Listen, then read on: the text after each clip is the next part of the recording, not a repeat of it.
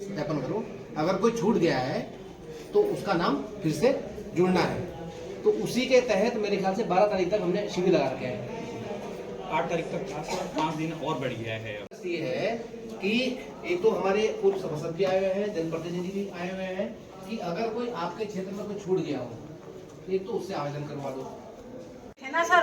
उनको निकाय में करें, लेकिन निकाय में किसी का भी नाम चिन्ह नहीं छोड़ा गया है, किसी का भी। अगर छोड़ा गया है तो वो नहीं होगा, बाहर गया हुआ होगा या बाहर रहता होगा, इसलिए छोड़ा गया।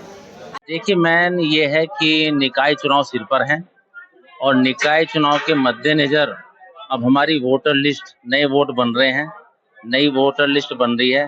तो उसमें देखा जा रहा है कि सही वोट जितने भी हैं वो कोई वोट छूटना नहीं चाहिए और जो गलत वोट है वो कैंसिल होना चाहिए। इसी तरह की आज हमारी ये मीटिंग थी और हमारा बीएलओ का सब पर जोर ये है कि जेन्युइन वोट कोई ना छूटे और जो गलत वोट है उनको कटनी आवश्यक है। माननीय उपजिलाधिकारी महोदय लक्सर द्वारा एक अथक प्रयास किया जा रहा है कि वोटर जो निर्वाचन नियमावली है उसमें जो कुछ नाम गलत हो गए हैं, कुछ उनका संशोधन होना है, कुछ नाम छूट गए हैं, उन्हें दोबारा से उसमें चढ़ाना है, कुछ नई वोटर बनने हैं।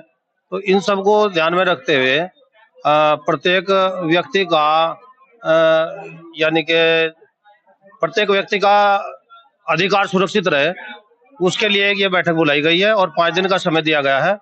और बीएलओ हैं, हल्का लेखपाल हैं और तमाम जिम्मेदार लोग हैं, राजनीति से जुड़े लोग हैं जो उसमें सहयोग करेंगे।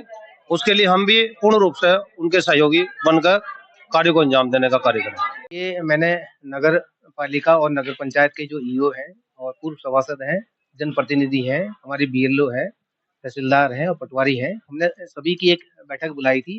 क्योंकि बार-बार हमको ये शिकायत मिल रही थी कि हमारे बोर्ड बनने से रह गए हैं या किसी के गलत बोर्ड चढ़ गए हैं, तो उसी को लेके एक बैठक की थी। तो सभी को डायरेक्शन दे भी दिए हैं और सभी को ये भी बता दिया है कि जो भी बोर्ड बनेगा एकदम वो जेन्युइन हो, जांच करके हो, किसी के दबाव में आने की जरूरत नहीं है। सही बोर्ड बनना चाहिए, सही काम करना है।